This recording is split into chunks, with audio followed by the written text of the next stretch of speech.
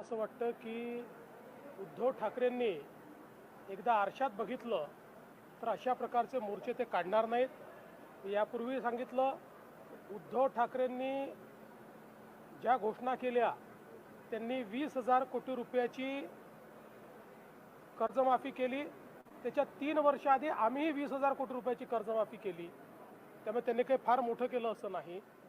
या उलट त्यांनी जी घोषणा केली होती की आम्ही 50,000 रुपये चालू खात्याच्या लोकांना देऊ, 2.5 वर्षात फुटकी कवडी दिली नाही, त्याचे 16 लाख शेतकऱ्यांचे पैसे आमचं सरकार आल्यानंतर आम्ही दिले।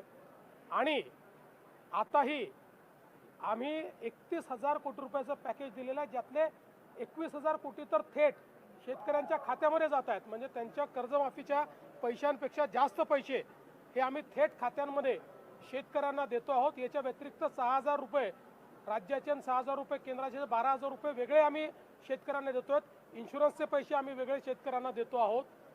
त्यामुळे ज्यावेळी त्यांच्या काळामध्ये अशी नुकसान झालं होतं त्यावेळी त्यांनी नेमके किती पैसे दिले हे जर आपण बघितलं तर त्यांना असा मोर्चा काढण्याचा अधिकार आहे का हे आपल्या लक्षात येईल। तथापि ठीक आहे, त्यांनाही कुठेतरी आपल्या पक्षाला जिवंत ठेवायचं आहे, त्यामुळे ते प्रयत्न करत आहेत।